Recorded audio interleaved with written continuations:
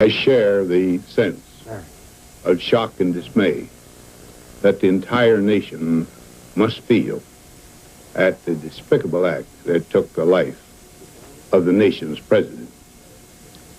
On the personal side, Mrs. Eisenhower and I share the grief that Mrs. Kennedy must now feel. And we send to her our prayerful thoughts and sympathetic sentiments in this hour. General, how would you counsel the American people at this time? In the face of such a terrible thing, I'm sure the entire citizenry of the nation will join as one man in expressing not only their grief but their indignation at this act, and will stand faithfully behind the government. General, could you tell us how you got the word?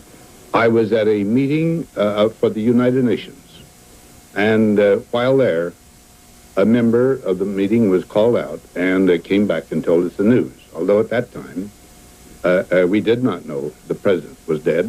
We did not know when I got back here at that time that he was dead. But, matter of fact, we had the last message we had was one rather of hope. And the entire company merely paused for a minute at the request of the chairman, and each of us, in his own way, said a silent prayer for the president. Should there be any concern, sir, over national security at a time like this? No, I think the whole nation now would be almost all of us security agents. General, will the nation be all right in a few months ahead? Oh, I'm not going to predict anything of that. I just say this. The American nation is a people of great common sense, and they are not going to be stampeded or bewildered. Thank you, General, Mr. President. How in history have assassinations affected the political course of events? Well, of course, in Lincoln's assassination, the presidency went to a man who was a registered Democrat, Mr. Johnson. In Garfield, I doubt that there was any. And, of course, McKinley, that brought in Theodore Roosevelt. Of course, there have been other attempts in late years. Mr. Truman was at a grave threat to his life, and Mr. Roosevelt, just before he was inaugurated, you remember, when Mayor Cermak was killed, ran a very grave risk. These things have happened, and it seems inexplicable to me, because Americans are loyal. And it's just this occasional psychopathic sort of accident that occurs, and I don't know what we can do about it. Could you say anything, General, about how people will feel abroad from all your experience with the United Nations and others? How will it be taken abroad? Well, I think they will be a bit bewildered. This, in the civilized countries of the world, this doesn't happen so often. And you remember in the starting of World War I, the murder of the Archduke Ferdinand, I think his name was.